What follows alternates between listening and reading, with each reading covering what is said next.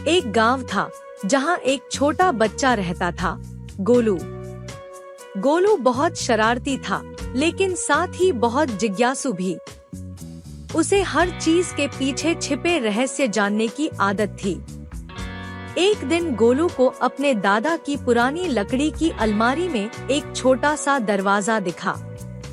वह दरवाजा बिल्कुल चमकदार था, लेकिन उसमें एक ताला लगा हुआ था। अरे, यह दरवाजा यहाँ पहले क्यों नहीं था? गोलू ने सोचा।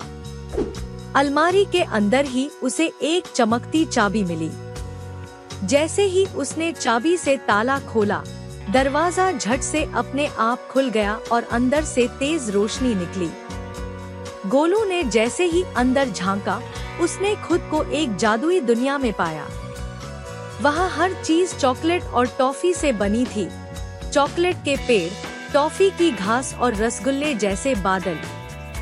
तभी वहाँ एक बूढ़ा जादूगर आया और हंसते हुए बोला, गोलू, तुम यहाँ तक आ ही गए तो एक खेल खेलते हैं। कैसा खेल? गोलू ने उत्सुकता से पूछा। जादूगर ने कहा, तुम्हें 3 दरवाजों में से एक सही दरवाजा चुनना होगा। अगर तुमने सही दरवाजा खोला तो तुम्हें एक जादुई उपहार मिलेगा, लेकिन अगर गलत दरवाजा खोला तो तुम्हें वापस घर भेज दिया जाएगा। गोलू ने चारों ओर देखा। 3 दरवाजे थे।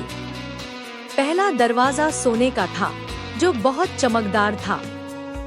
दूसरा दरवाजा चांदी का था, जिस पर सुंदर नक्काशी बनी थी। तीसरा दरवाजा सादा लकड़ी का था, जो सबसे साधारण दिख रहा था।